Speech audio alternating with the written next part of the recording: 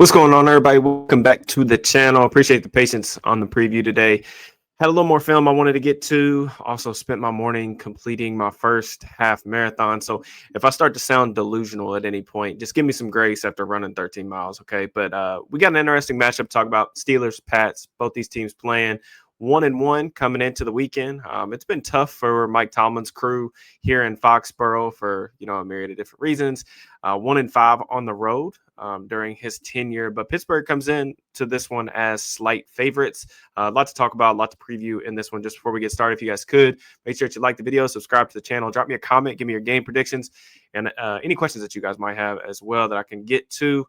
Starting with the injury report on this one, no Joey Porter Jr., Deshaun Elliott, or Alex Highsmith for the Steelers. So they're going to be a little bit short-handed again on the defensive side of the ball. Derrick Harmon comes in as questionable. I think that he is going to play. I would anticipate that he probably starts on a pitch count. So be good to see Harmon back out there on the field. That injury in preseason looked like it could potentially be like a more long-term thing. So the fact that, he's even going to be available to them this early in the season is definitely a blessing, particularly as it pertains to the run defense. The Steelers, like pretty much any metric that you look at, they're allowing 4.4 yards per carry so far this season, near the bottom of the league, bottom 5 in rushing success rate allowed.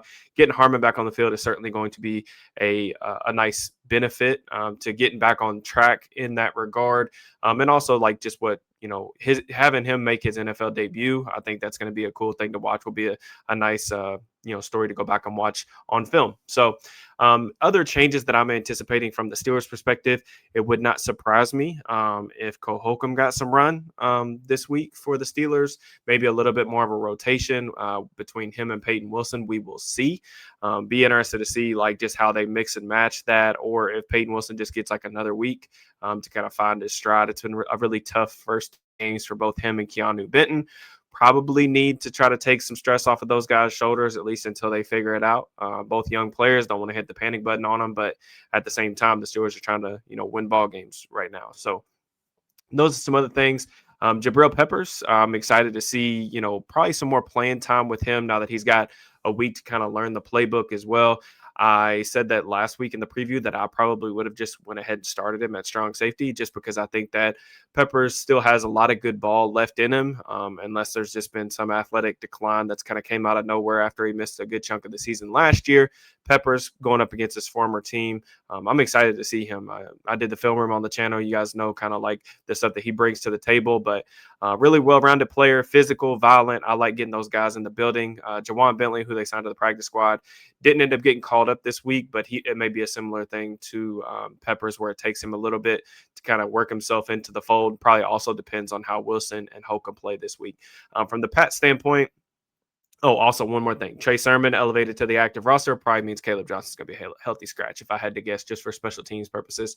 From the Pat standpoint, they're missing their star cornerback, Christian Gonzalez, one of my favorite draft prospects in quite some time. Gonzalez is absolutely special man corner, one of the best that we have in the league. So him being down again for this one, hasn't played yet this season, has been a big reason that New England's defense has struggled. We'll kind of talk about some of the things as it pertains to that matchup, but Steelers kind of dodge a bullet a little bit in that regard. Starting with the Pats offense, this looks like a very Josh McDaniels offense from a schematic standpoint. I mean that in a complimentary way. Their plan of attack was, different week 1 compared to week 2. There was more under center, more play action last week. I anticipate that they're probably going to lean into both of those things against the Steelers, just based on how they played through the first 2 weeks. So far, they're 12th in EPA per play, 16th in success rate against some pretty poor competition. Defensively, they faced the Dolphins and the Raiders. I don't think anyone would take those defenses for world beaters. But I will say, like McDaniels, he knows where the bones are buried versus the Steelers scheme. He's gone up against this defense for quite some time. There's been very little change to this defense over the years. So obviously not having Tom Brady out there alongside him is going to help. That's something that the Steelers want to deal with in this one, obviously. But he knows what he's doing as an offensive coordinator. Just please stop giving this man head coaching jobs. Like, he's just not cut out for that. But as an OC, like he's really solid. So he will have Drake May, though.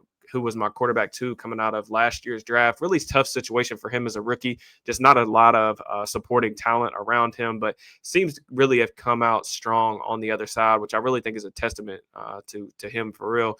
Very toolsy, playmaker genes, underrated scrambler, which is something to watch out for. He kind of really crushed the Dolphins last week on some scrambles, getting outside the pocket. He had a beautiful deep ball fade to Kayshon Boutte last week down the sideline. Processing in the pocket continues to improve, and he's already like doing some really advanced stuff in terms of like setting their protections now and everything. Just think that his development is definitely on the right track. We know that the Steelers are a really single high team by nature. May is averaging 10 yards per attempt versus cover 1 and cover 3 so far this season. His accuracy could be a little bit streaky.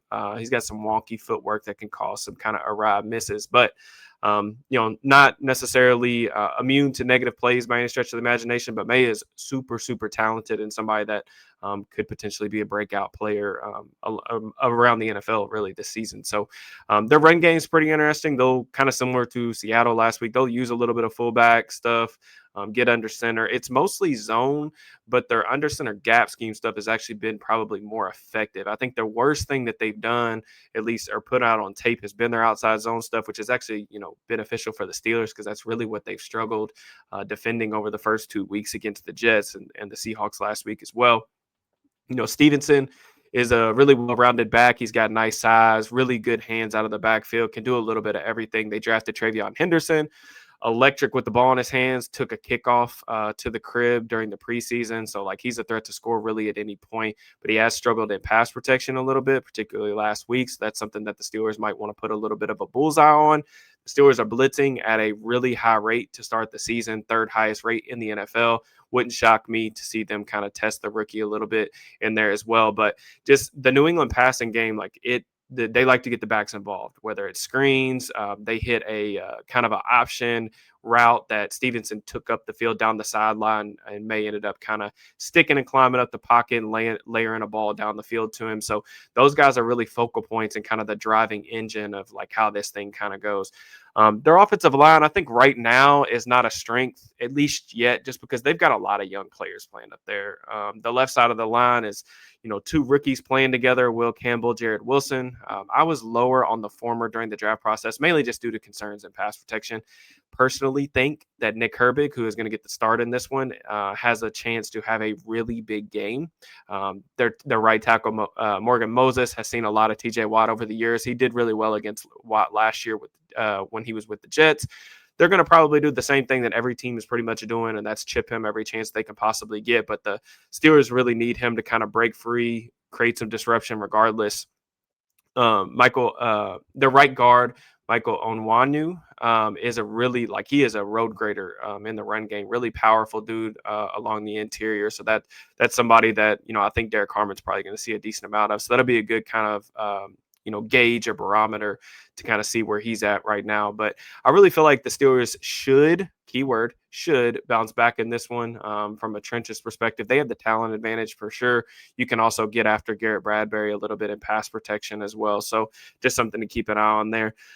Their weapons are pretty underwhelming, I think. Kayshon Boutte is leading their team in receiving yards so far this season. He's always had potential. He was a really high recruit, if I remember correctly, coming out of LSU.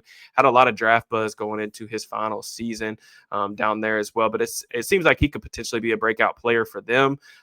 May has a lot of trust in him. He's really strictly a boundary receiver who runs pretty much like the prototypical kind of X route tree, if you will. But he makes a lot of tough catches. Like I said, May has a lot of trust in him. He'll throw the ball to him in tight coverage, hits him on back shoulders. Those two have really an improving connection. I feel like Stephon Diggs is kind of that underneath security blanket. He's coming off an injury, a little bit older now, so not quite as spry. You're not seeing a lot of big plays from him. But in my opinion, this is a team that really needs to get Kyle Williams on the field, the rookie that they took in the second round, day 2 of the draft this past year. But Williams was a guy that I absolutely loved through the process.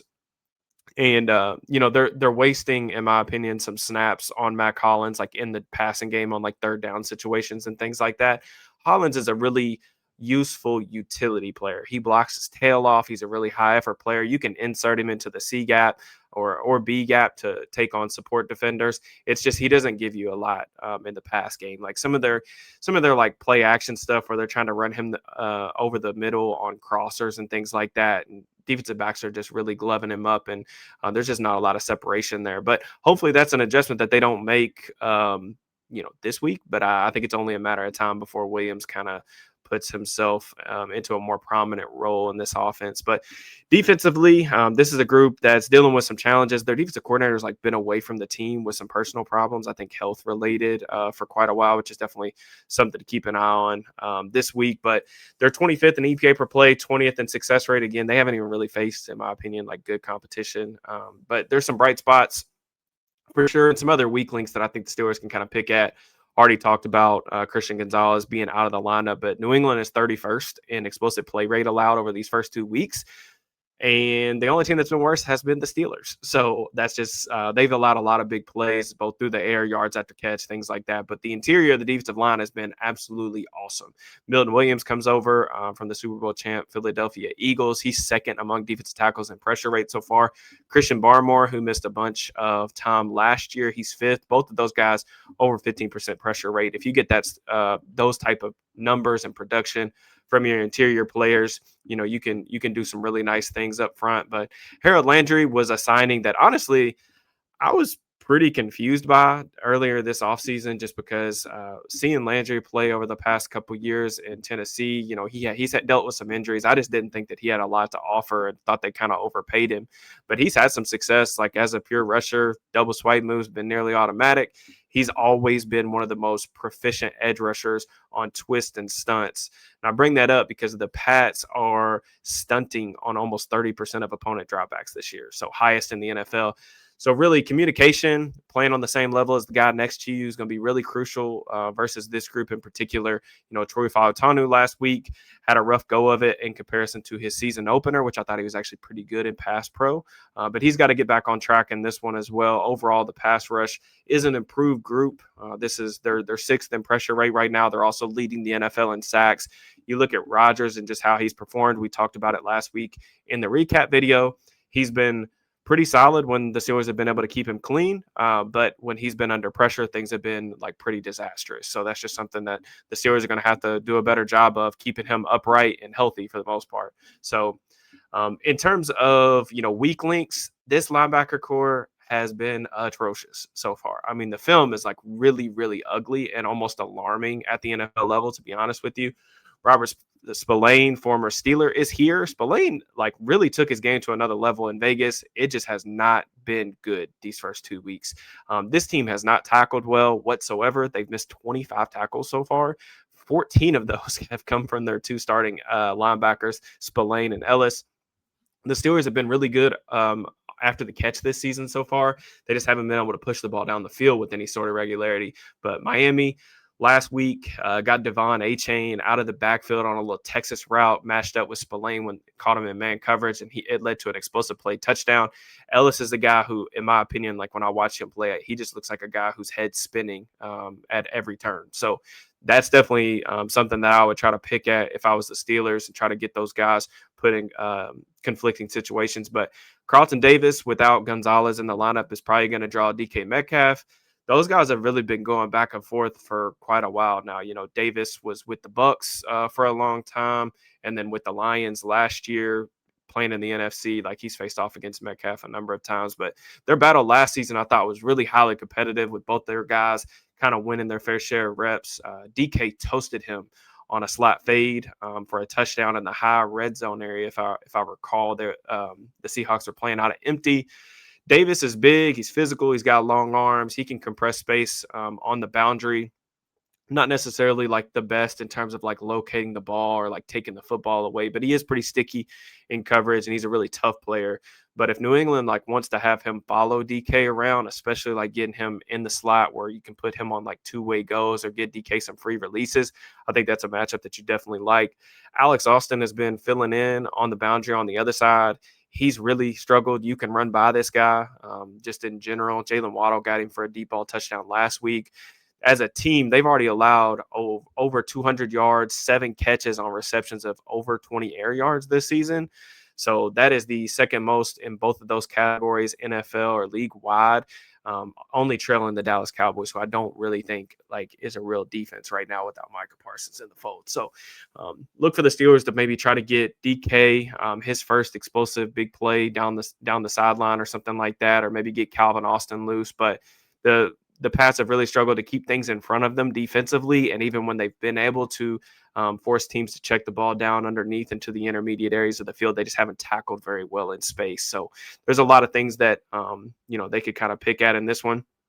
This kind of last thing, the Pats kicker, shout out to Zachary Smith who pointed this out on our Steelers Afternoon Drive preview show, but the Pats kicker has already missed a field goal and he's already missed 2 extra points. So take that for what it's worth. I always kind of joke about this, but I think the Steelers win like 2 games basically every season because they always have like a kicking advantage with Chris Boswell, who's been phenomenal to start the season. Hopefully I don't jinx him, but especially like playing on the road in this one, I think they have the advantage in that perspective as well.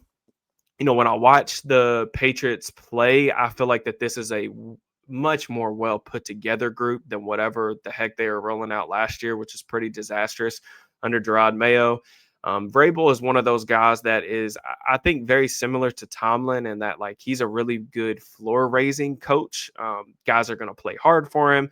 You're going to get, what you're going to get from like an effort standpoint every week with this team now, I feel like. But there's definitely some. This is not the most talented team that the Steelers are going to face on their schedule. And from the Steelers' perspective, got to start taking advantage of like kind of a friendly early schedule. Not to take things. You want to take things one game at a time, obviously. But if you look at this one on the road, and then you're going to have the Vikings who are going to be playing a backup quarterback. Who knows who the Browns are going to be starting? And then even after that, there's some other matchups down the road, like you got Jake Browning that they'll play with the Bengals. So the quarterback is just hardly like a murderer's row or a very difficult gauntlet that they're going to be seeing defensively. It's just a matter of, like kind of TA talked about in his, interviews with the media this week. I think communication's got to be a lot better on the back end, just in general. I know they got some new pieces in the secondary, but these are all vets. I don't think the Steelers play a very complex defense. Would like to see them be less static in their approach. But in order for that to happen, the Steelers are going to have to start stopping the run. I think more than anything else, if you can't stop the run, that's going to put you in less favorable down and distance situations to allow your pass rushers to kind of get after the quarterback. May has taken over the course of his career, he has an over 20% pressure to sack rate, and I don't necessarily think that he has terrible pocket navigation habits, but at the same time, like he's a young quarterback. Young quarterbacks typically take more sacks, and the Steelers got to do a better job, getting after the quarterback, especially winning some individual matchups. But I took the under in our preview show on the Steelers Afternoon Drive, but I actually think that this game could end up being a little bit more high scoring. So maybe I'm second guessing myself, but as always, I appreciate the continued support for the channel. And also, like, if you guys are interested in getting like more content from me, I wrote this week about Jawan Bentley for the Steelers Now site. I also wrote about Oregon quarterback Dante Moore, who is actually playing Oregon State right now. Pretty interesting matchup coming up tonight. We got Indiana versus Illinois. My guy Fernando Mendoza. We'll see. He's got some tough matchups coming up over the next month. I think we're going to get a better feel for like exactly where he is among this draft class and the quarterback race that's going on. So that's some more content. And then also, like, if you want like more film room stuff, exclusive perks, things like that, be sure to sign up for a channel membership. It's $4 a month for the All Pro tier. You guys get like additional content out. The Yins No Ball podcast John and I do is usually about an hour long, just reviewing our film room takeaways. And then also I put another film room breakdown this week, just going over some of the lack of adjustments on the defensive side of the ball. So continue to, churn out a bunch of content both over there and on the public side of the channel. I will be back on tomorrow on Sunday after the game, just to kind of give you guys my thoughts, recap. Hopefully the Steelers can get back on track in this one. I will holler at you guys very soon. Enjoy the rest of your weekend. Peace and love.